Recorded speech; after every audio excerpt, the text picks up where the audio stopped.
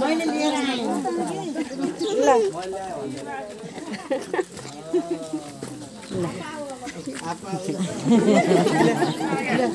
ल पढाइदिने बिहा गरिदिने अरे बाबु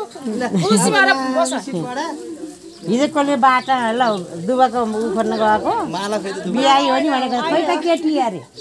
ए आमा माला ल्याइदिया अब लगाइदिनु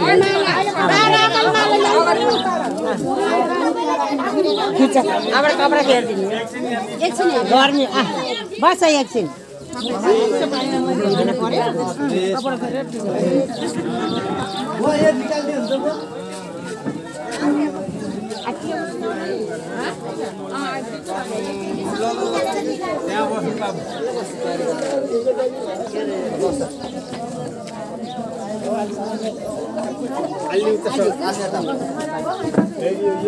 बाबुले पनि घाम भयो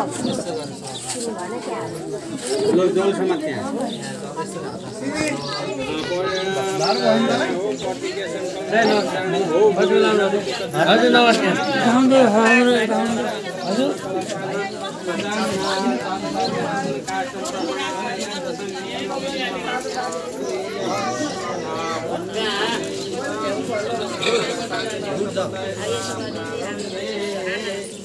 ल अब चाहिँ भो गुरु नानी भनेर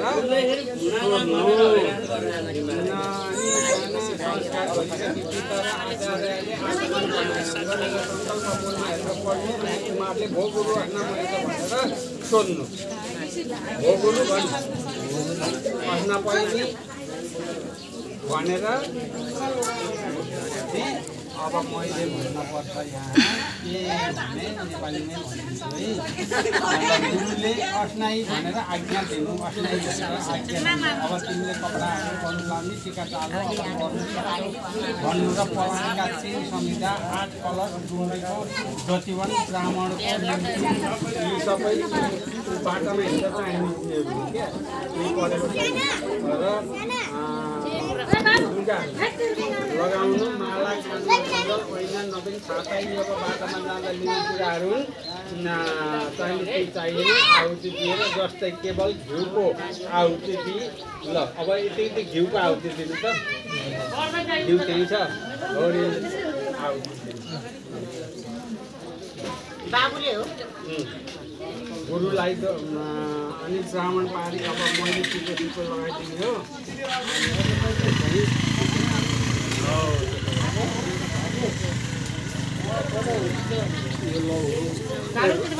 रोटा निकाल्देऊ न बहिनी त्यहीँ हाला रोटा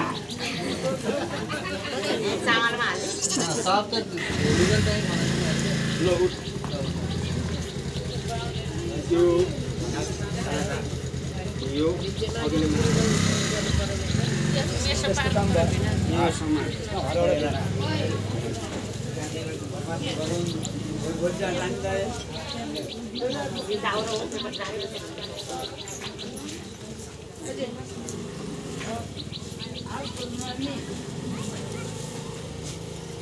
चामलले खनाइदिउँ है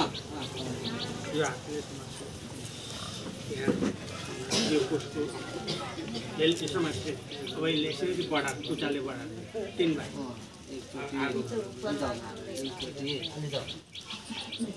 पेनचोटी ल अब जलले अग्निलाई विसर्जन गर्ने जलले यस राख न अब यो राख जलले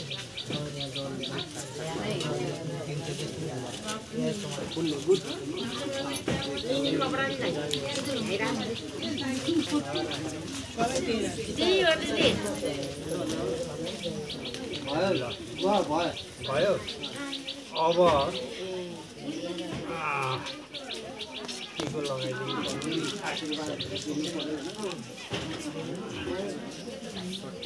अब गुरुलाई त दिनु पर्यो कहिले टिको लगाइदिएपछि भनिदिन पर्यो नभनिदियो भने भन्नु भएन भन्छ नि भन्यो भने छुटो रहेछ भन्छ नि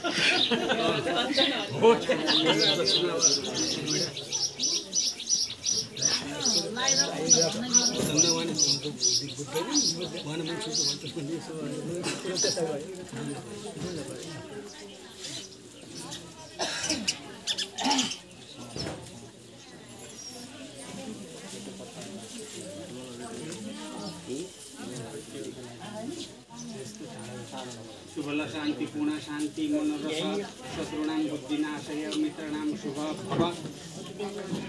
काम गौरी नारायणी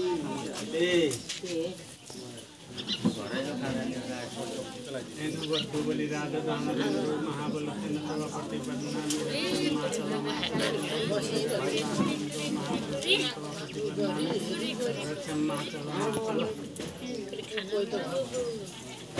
यहाँ आइज न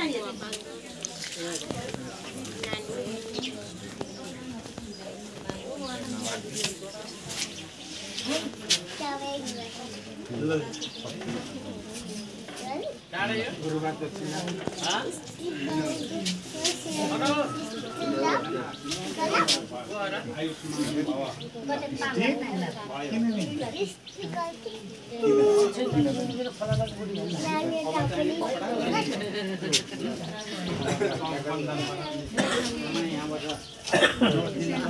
भयो